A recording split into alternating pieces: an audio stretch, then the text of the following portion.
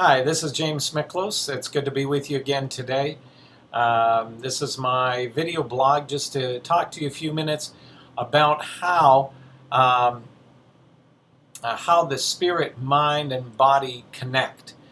Oftentimes we might think about it, maybe we never think about it, but I think it's important because oftentimes the spirit gets overlooked or over-amplified or under-amplified depending on the circle people are in.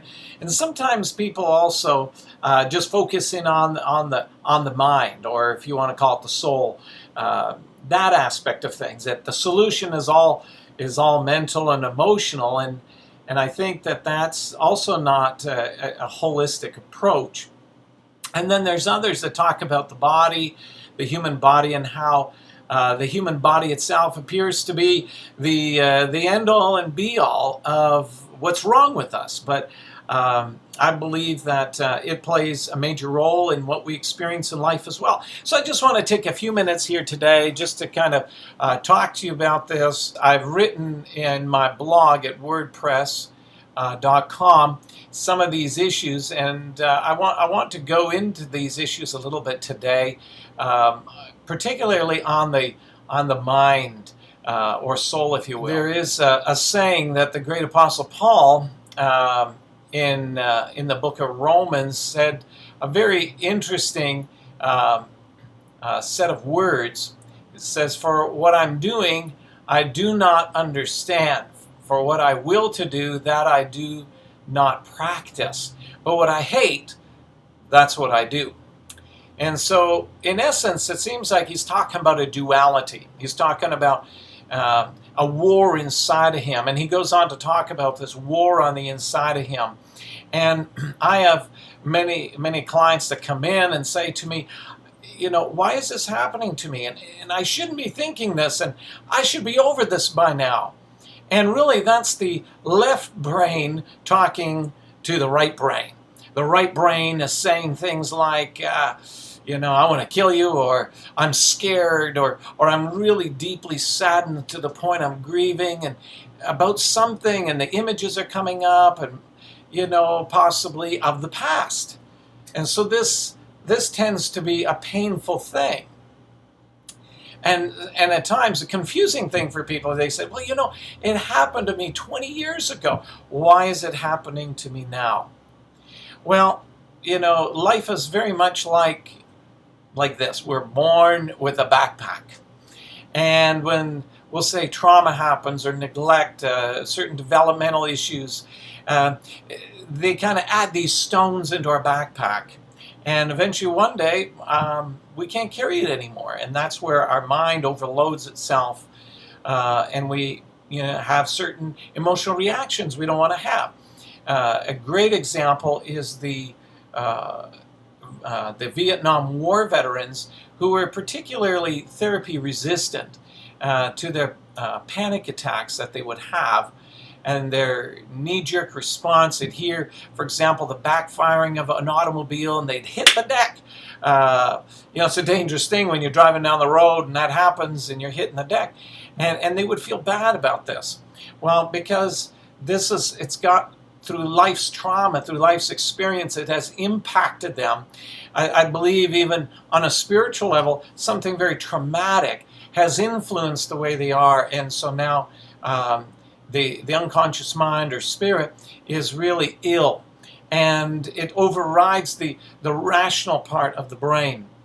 And that's the rational part is the part that I was referring to earlier, where clients will say to me, well, this happened 20 years ago.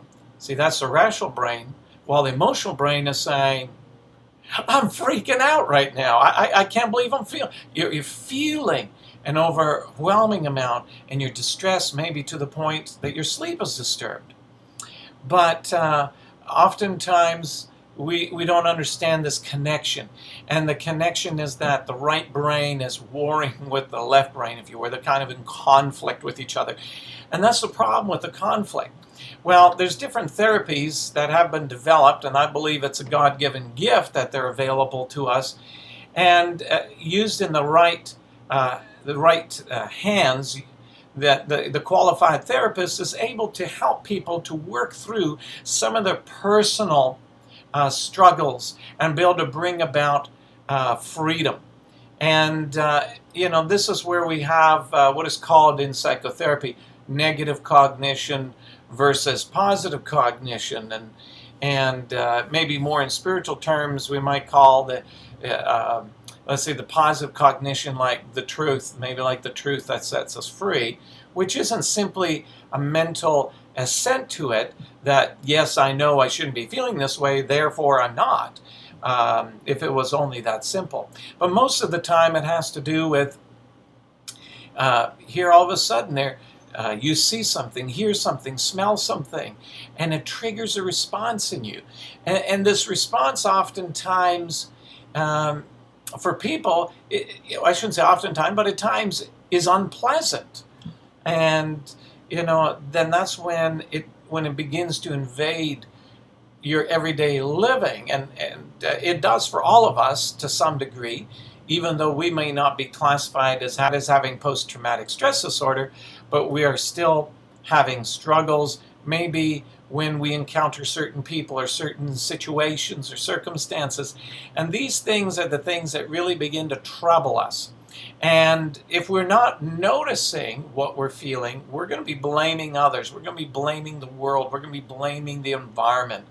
We're going to be blaming God, the devil. We're going to be blaming somebody. And so it's important that we are able to look and say, you know what? This is stuff from my past, that this is stuff I need to work on. And you're not going to be able to figure it out on your own. This is something that you're going to need a qualified professional to help you with. But this is what's kind of led me into the areas of study and work that I've done with clients. I've realized that talk therapy only goes so far. It doesn't do all that it's supposed to do.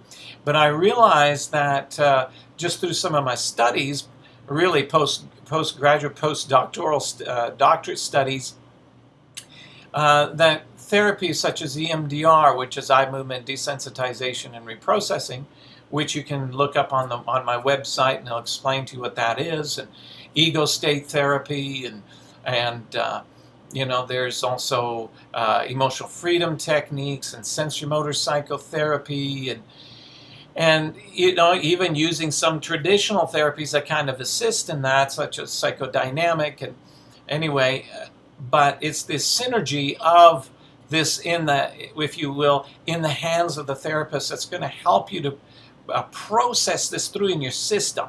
This is where the transformation takes place. And by no means are you going to solve all your problems and you're just going to never encounter another struggle again in your life. But rather it's going to help you transform, and the quality of your life is going to increase. And this is really what, when people come to me, they might be, if you will, in a very bad state. But I would suggest that not to wait till you're in a very bad state. It's kind of like, naturally speaking, you can have good nutrition and go to a naturopath or homeopath or registered nutritional certified practitioner, and they can help you. They can help you work with your body to help it get to a place that's even healthier and very much supported. And I do some of that as well in my practice, because I see the spirit, the mind, the body connection. That's why, like myself, in my own spiritual journey, I also pastor a church. So I have that spiritual element, and I'm also a psychotherapist, so there's that mental emotional element. And then also in my furthering of my studies, becoming a nutritional consultant, holistic, I should add, nutritional consultant. That's where I can help people on that, because we're intertwined. It's not like, well, we're going to just deal with one thing and everything's all better, because the body can be thrown out and spiritually you can be doing great, but we need to get everything supported and working properly so that we ourselves can increase the quality of life which we live in. And so I just wanted to bring you that thought today, something to think about. Please read the blog. It'll give you some other information than what we just talked about right now. And I want to offer you hope for a better tomorrow.